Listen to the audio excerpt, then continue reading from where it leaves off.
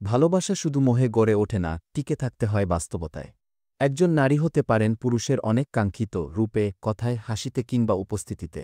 তবুও দেখা যায় অনেক পুরুষ একসময় সেই শখের নারীকেও ছেড়ে চলে যান। কেন এমনটা ঘটে? এই প্রশ্নের উত্তর খুঁজলে দেখা যায় ভালোবাসা টিকিয়ে রাখতে শুধু চাওয়া নয়, লাগে বোঝাপড়া, সম্মান ও অভ্যন্তরীণ প্রশান্তি। আজ জানব এমন কিছু কারণ যেসব কারণে পুরুষেরা শেষমেশ সরে দাঁড়ান। যখন নারী প্রতিনিয়ত পুরুষের সবকিছু নিয়ন্ত্রণ করতে চান, সে কোথায় যাবে, কার সঙ্গে কথা বলবে, এমনকি মোবাইল দেখার দাবি তোলেন, তখন সেটা ধীরে ধীরে বিরক্তির জন্ম দেয়। পুরুষ মাত্রই চায় সম্মান।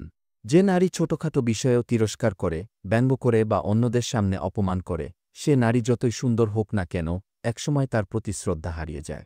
একজন পুরুষের সামর্থ্য অনুযায়ী জীবনযাপন না করে যখন একজন নারী প্রতিনিয়ত অমুকের স্বামী এটা দেয়, তুমি কেন পারো না বলে তুলনা করতে থাকেন, তখন তা সম্পর্কের উপর চাপ ফেলে। যদি একজন নারী সবকিছুতেই খুঁত খুঁজে বেড়ান, ভালো কিছুকেও সন্দেহের চোখে দেখেন, তাহলে সম্পর্ক বিষিয়ে ওঠে। সম্পর্কের শুরুতে যত যত্ন ছিল, পরে যদি একজন নারী নিজেকে বা সম্পর্ককে উপেক্ষা করতে থাকেন, পুরুষ ধীরে ধীরে দূরে সরে যায়।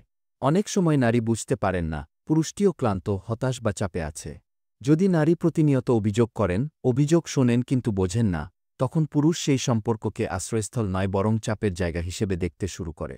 প্রেম বা সম্পর্ক গড়ে ওঠে একসঙ্গে হাঁটার আশায়, কিন্তু টিকে থাকে বোঝাপড়ার জোরে। একজন নারী যদি শুধুই শখের হয়ে থাকেন, অথচ জীবনের বাস্তব চাহিদা ও আবেগগত প্রেক্ষাপট বুঝে চলতে না পারেন, তবে সেই মোহ একদিন মুছে যায়। তাই রূপ নয়, রুচি, চাহিদা নয়, সহানুভূতি, এগুলোই সম্পর্ক টিকিয়ে রাখার মূল চাবিকাঠি। সম্পর্কের জাদুটা হল একে অপরের আশ্রয় হওয়া, চাপ নয়।